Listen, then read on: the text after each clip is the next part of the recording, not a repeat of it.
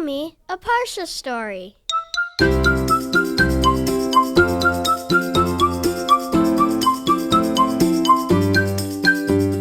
Welcome to Parsha House. As we continue to look for ways to support our family in Israel, I am hopeful that this Parsha story can be a part of that by helping us grow our Torah learning and how we treat each other. Dahlia was excited. She was growing out her hair. Her goal was to grow it out long enough that she could have 9 inches to donate, to make wigs for people who are sick, and still be able to put her own hair up in a pony. Well, every few days, Dahlia would take out her ruler and measure her hair. Is it growing? Is it growing? She would always ask. Somebody at recess mentioned to Dahlia that eating foods that are rich in omega-3s would accelerate her hair growth. It would make her hair grow even faster. Dahlia spoke to her parents. Mom, Dad, could we have salmon on Mondays and Wednesdays for dinner? And could you please buy lots of nuts and seeds so that I could add them to my yogurt and my cereal in the morning? I really want my hair to grow long. I want to be able to donate hair and still have a pony. Months went by and Dahlia's hair continued to grow and grow and grow. Dahlia measured and finally, yes! She was so excited. She was really ready for a haircut at this point. Dahlia asked her parents if she could call the beauty salon all by herself to schedule the appointment, and they said sure. They handed her the number, and she dialed and said, "When is your next available appointment? I'd like to come at 4:30 straight from school." And they said, sure, we have an appointment for this Thursday. And Dahlia said, I look forward to seeing you then. Wednesday was picture day at school.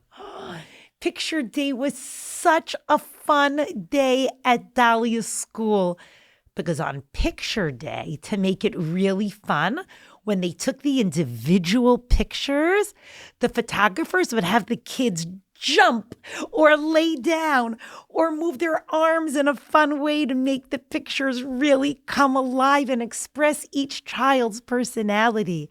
And another reason why the kids at Dahlia's school thought picture day was such an awesome day is because every child received a small comb from the photographer so that they could comb their hair just before their picture was taken. Each child received an individual picture, a few different shots of those, and a class picture, a picture where they posed with their whole class and their teachers. Dahlia and her friends went up. It was 10:20 a.m. That was when their class was scheduled to have their pictures taken. Everybody received their comb and excitedly straightened out their hair. Dahlia put the comb inside of her hair and, uh-oh, the comb got stuck. Dahlia had a lot of hair on her head, and she wasn't getting it cut until the very next day. And no matter how hard she tried to twist and turn the comb in so many different directions, she couldn't get the comb out of her hair. Dahlia did not want to go near a scissor. She was saving her special haircut for 4:30 on Thursday afternoon so that she could donate her hair and still have a pony. Her hair was really long. It's actually not surprising that the comb got stuck in her hair because she had so much hair on her head. Dahlia's eyes started to well up with tears. What will I do? How can I take a picture of myself with a comb stuck in my hair? It's so embarrassing. Dahlia's friends noticed that she was looking very sad. And suddenly her friend Leah came up with an idea. Leah said, "Just 1 minute, Dahlia. I'll be right back." Leah huddled with her whole class and said, "Let's do it. Let's make sure that our friend Leah isn't embarrassed. Let's all put combs in our hair for the class picture." And everybody said, "Oh, that is such a crazy, funny, and kind idea, Leah." Everybody took their comb. They positioned it in their hair in a really funny place. They all turned around and said, "Leah, surprise! We're ready to take our class picture with you." Leah started laughing so hard that all of her tears melted away.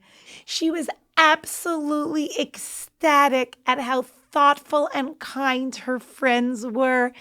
It would just look like a funny class picture with combs in everybody's hair. And that's exactly what the class did. For their class picture, they all had combs in their hair and they put their thumbs up. And that thumbs up was for each child was a reminder. Thumbs up for never embarrassing another person and doing whatever we can to protect the feelings of our friends and of our family. In this week's Parashat HaShavua, Vayigash, when Yosef is about to tell his brothers who he is, he orders first that all of the outsiders leave the room. Only then does he say, "Ani Yosef, ha'od avi chai?" I am Yosef, and is my father still alive?